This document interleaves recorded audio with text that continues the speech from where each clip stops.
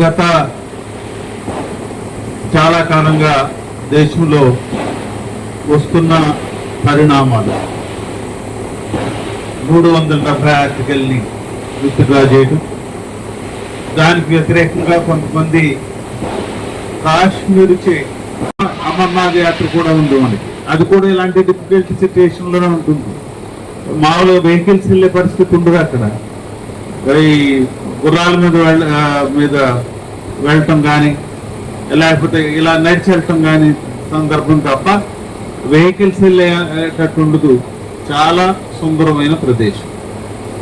పర్యాటకులు భారతదేశం నుంచే కాదు, బయట నుంచి కూడా ఉన్నారు. 28 మందిలో ఈరోజు చనిపోయిన వారిలో భారతీయులు ఉన్నారు, అలాగే విదేశీయులు కూడా ఉన్నారు.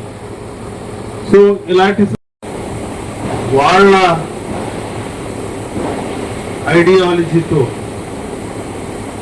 ఇండియాలో కొంత డిస్టర్బెన్స్ తీసుకురావాలనే ఉద్దేశంతో ఉన్న వాళ్ళందరూ కూడా వారి వేరు రకాలైన ప్రయత్నాలు చేస్తున్నారు. ప్రధానమంత్రి గౌరవనీయులు నరేంద్ర మోడీ గారి వారి సారథ్యంలో అన్ని కూడా లాండ్ ఆర్డర్ సిచ్యువేషన్ నడుస్తూ ఉంది దేశంలో. సరైన నాయకత్వం నాయకుడి చేతుల్లో దేశం నడుస్తుంది.